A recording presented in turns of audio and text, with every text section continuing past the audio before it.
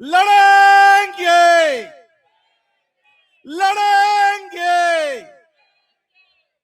જન આક્રોશ યાત્રા દક્ષિણ ગુજરાતના વલસાડના કપરાડાથી શરૂ થઈ અને આપણા આદિવાસી વિસ્તારમાં ડેડિયાપાડામાં જે પૂર્ણાહુતિ છે ત્યારે જે આ દક્ષિણ ગુજરાતમાં યાત્રા લઈને આવ્યા આદિવાસી સમાજનું દર્દ જેમણે મહેસૂસ કર્યું છે એમના સ્વાગત માટે આપણે એકવાર આદિવાસી હુંકાર બોલાવવાનો છે ને બોલાવવાનો છે મુઠ્ઠીવાળો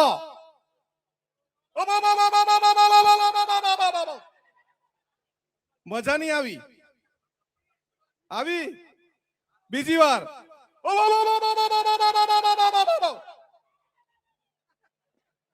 જન આક્રોશ યાત્રાના પ્રણેતા ગુજરાત પ્રદેશ કોંગ્રેસ સમિતિના પ્રમુખ અમિતભાઈ ચાવડા સાહેબ આપણી વચ્ચે ઉપસ્થિત વિરોધ પક્ષના નેતા તુષારભાઈ આપણી વચ્ચે ઉપસ્થિત શ્રીનિવાસજી આપણી વચ્ચે ઉપસ્થિત વિક્રાંત ભુરિયાજી કરસનદાસ બાપુજી તમામ આગેવાન શ્રીઓ બધાના નામ નથી લેતો। આદિવાસી સમાજ એટલે આદિકાળથી આ વિસ્તારમાં જીવતો અને આદિવાસી સમાજ આખી દુનિયાને ખવડાવતો એ આદિવાસી સમાજ છે। આદિવાસી સમાજનું આપણને ગર્વ હોવું જોઈએ અને હોવું જોઈએ ને। અત્યારે કેટલાક લોકો એવું માને છે કે આદિવાસી સમાજ માત્ર કડિયા મજૂરીનું કામ કરે છે, પણ આ આદિવાસી સમાજ આખી દુનિયાને આખા દેશને ચા પીવડાવવાનું કામ કરે છે અને દૂધનું ઉત્પાદન બી આદિવાસી સમાજ જ કરે છે ને। આજે આપણે આદિવાસી સમાજ જળ જંગલ જમીનને બચાવવા માટે સડકથી સંસદ સુધી આંદોલન કરી રહ્યો છે। આદિવાસી સમાજની જમીન લૂંટાઈ રહી છે, પાણી લૂંટાઈ રહ્યું છે, આદિવાસી સમાજનું જંગલ લૂંટાઈ રહ્યું છે અને હવે આ ભાજપના ચોર લુચ્ચા લોકો આદિવાસી સમાજના પ્રમાણપત્રો પણ લૂંટી રહ્યા છે, લૂંટે છે ને। આજે આપણે આદિવાસી સમાજનો દાખલો લેવા જવો હોય તો ચપ્પલના તળિયા ઘસી દેવા પડે અને આપણે સાબિત કરવું પડે પેલા એવા મામલતદારને કે એને એના બાપ દાદાનું નામ બી ખબર નહીં હોય, એને આપણે આદિવાસી સમાજનો પુરાવો આપવો પડે। પરંતુ આ ભાજપિયાને કહેવા માંગુ છું કે ભાઈ તમારામાં તાકાત હોય તો તમે તમારી ભાજપની જાતિ બતાવો તો ખબર પડે આદિવાસી સમાજ શું છે। અંગ્રેજોના તળવા ચાટીને આરએસએસ માં ઉભા થયેલા એને પોતાની જાતિ ખબર નથી। કરસનદાસ બાપુએ કીધું આ આદિવાસી સમાજ સૌનો બાપ છે।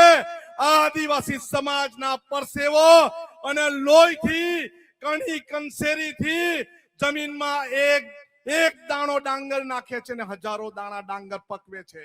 જમીનમાં એક દાણો તુવેર નાખે છે ને હજારો દાણા તુવેરના પકવે છે અને દિવસ રાત તડકો છાયડો ચોમાસું જોયું નથી અને લોકોની સેવા કરે છે, લોકોને માટે કામ કરે છે, સમાજના માટે કામ કરે છે।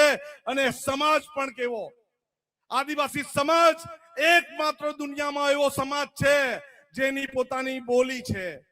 આદિવાસી સમાજ એકમાત્ર એવો સમાજ છે જેની પોતાની પરંપરાગત રૂઢિઓ રીતિ રિવાજો છે। જન્મનું એની રિવાજ અલગ છે, મૃત્યુના રિવાજ અલગ છે, એની પરંપરા અલગ છે, એનો પહેરવેશ અલગ છે, એની રીત ભાત અલગ છે અને એ જ આદિવાસી સમાજ આજે દુનિયાને બચાવવા માટે આખી દુનિયાએ એમ કીધું કે આદિવાસી સમાજને બચાવશો તો જ આપણે બચીશું અને એના કારણે આપણે 9મી ઓગસ્ટ ઉજવીએ છીએ। 9મી ઓગસ્ટે વિશ્વ આદિવાસી દિવસ ઉજવીએ છીએ। કોઈ બીજી જાતિનો છે આવો કોઈ આદિવાસી દિવસ કે કોઈ બીજી જાતિનો દિવસ તો નથી। આજે ભાજપને ખબર પડી કે આદિવાસી સમાજ એક થવા લાગ્યા। આજે ભાજપને ખબર પડી કે આદિવાસી સમાજને કબજે કરવા પડે। આજે ભાજપને બી ખબર પડી એટલા માટે જ વિશ્વ આદિવાસી દિવસ ઉજવે છે। આજે બિરસા મુંડાજીની જન્મ જયંતિ કઈ રીતે ઉજવે છે, જનજાતીય ગૌરવ દિવસ ઉજવે છે, એમને આપણને આદિવાસી કહેવાની બી શરમ આવે છે। અમે વિધાનસભામાં પ્રશ્ન પૂછ્યો કે વનવાસી વનબંધુ અમને કેમ કહે છે, અમને આદિવાસી કેમ નથી કહેતા, એનો જવાબ આ ચોર લુચ્ચા લોકો પાસે નથી. એનો હિસાબ લેવાનો સમય છે. એનો હિસાબ લેવાનો તાલુકા પંચાયતમાં લેવાનો, જિલ્લા પંચાયતના ઇલેક્શનમાં લેવાનો. એ નારંગી ગેંગ વાળા આવે ને એનું જ્યુસ કાઢી નાખવાનું. જ્યુસ સમજ પડીને પાડલિયામાં જે જ્યુસ કાઢ્યું ખબર છે ને, સરકારી લોકો પોલીસ વાળા અને જંગલ ખાતા વાળાનું પાડલિયામાં જ્યુસ કાઢ્યું, એવું જ્યુસ આપણા વિસ્તારમાં ભાજપ વાળા નારંગી ગેંગ વાળા આવે ત્યારે કાઢવાની જરૂરિયાત છે. પાડલિયા વાળી કરવાથી આપણે ડરવાનું નથી. જો કોઈ અમને આદિવાસી સમાજને એવો સમજશે કે આ તીર કામઠા ભાલા ગિલોલ એ લોકો ઘરમાં પૂંજામાં મૂકી છે, ના ભાઈ ના, અમને ચલાવતા બી આવડે છે, તીર કાંડા ચલાવતા બી આવડે છે, માથું ફોડતા બી આવડે છે અને જેલ ભરતા પણ આવડે છે. અમે કોઈના બાપથી ડરતા નથી. અને આપણા નેતા રાહુલજી કહે છે ડરો મત, લડો, ઝૂકો મત, લડો. આપણે લડવાનું છે, જીતવાનું છે, આપણા સમાજને બચાવવાનું છે, સમાજની અસ્મિતાને બચાવવાનું છે અને કોંગ્રેસની સાથે રહીને કોંગ્રેસના પંજાને મજબૂત બનાવવાનું છે. બનાવશો ને? આમ નહીં ચાલે. બે હાથ ઊંચા કરીને કહું, બનાવશો ને? બનાવશો ને? કોંગ્રેસની સાથે રહેશો ને? આપણે સૌએ કોંગ્રેસની સાથે રહીને કોંગ્રેસના પંજાને મજબૂત બનાવવાનું છે. આપણા સૌ નેતાઓને મજબૂત બનાવવાના છે. તાલુકા પંચાયત, જિલ્લા પંચાયત બેસાડવાની.